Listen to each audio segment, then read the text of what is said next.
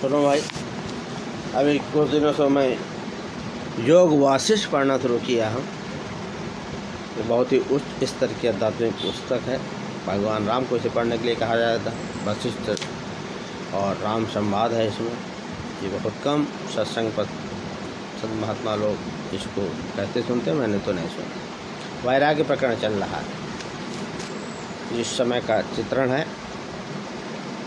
विश्वामित्र जी राम को मांगने दशरथ के यहाँ गए हैं। राम जी तीर्थ यात्रा कर लौटे हैं। वो कह रहे हैं कि तीर्थ यात्रा करने के अनंतर मेरा मन विवेक से पूर्ण हो गया है, इसलिए तीर्थ यात्रा करनी चाहिए। भगवान राम कह रहे हैं तीर्थ में गुरुत्व होता है, पापों को नष्ट करता है, ग्रह नक्षत्र कमज़ोर होते हैं, जिससे मेरी बुद्धि भोगों की ओर से नीरस विरक्त हो गई है। भगवान राम कह रहे हैं, स्वयं जा करके कह रहे हैं। इसलिए उन्हें मर्यादा पुरुषोत्तम फिर जवानी जमा करते नहीं। और उसके द्वारा मैंने इस प्रकार विचारना आरंभ किया। आगे क्या कह रहे हैं? यह जो संसार विस्तार है, चित्त में विस्तारा, चित्त का विस्तार ही यह संसार है। बूंदो वाँक कतो को नहीं। वो कह रहे हैं भगवान राम, ये जो संसार का विस्तार है, इसमें क्या सुख है? क्वेश्चन कर रहे हैं, क्या सुख है? कुछ भी तो नहीं। उत्तर भी दे रहे हैं, कुछ भी तो नहीं इसमें। चर और अचर प्राणियों की चेष्टाओं के विषय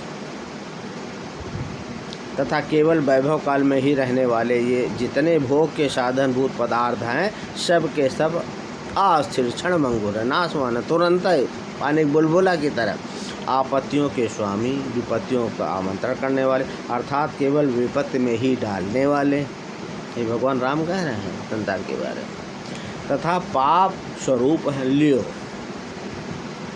पापमय हैं, दूसरे शब्दों में। जैसे मारीचिका में जल न होने पर भी भ्रम से उसे जल समझकर उसके द्वारा मोहित हुए मृग वन में बड़ी दूर तक दौड़ा चला जाता है, उसी प्रकार मूढ़ बुद्धि हुए लोग संसार के पदार्थों में सुख न होने पर भी उनमें सुख मानते हैं।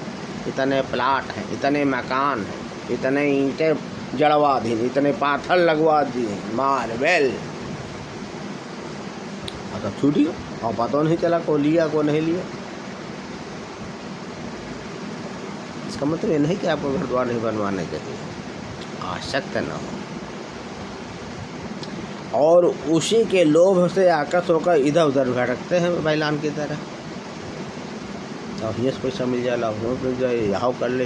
कई लोग तो मैंने खुद अपनी आंखों दी, 24 घंटा पैसा इतना व्यस्त कर उनको कुछ पता ही नहीं लगता कि कहाँ बैठे।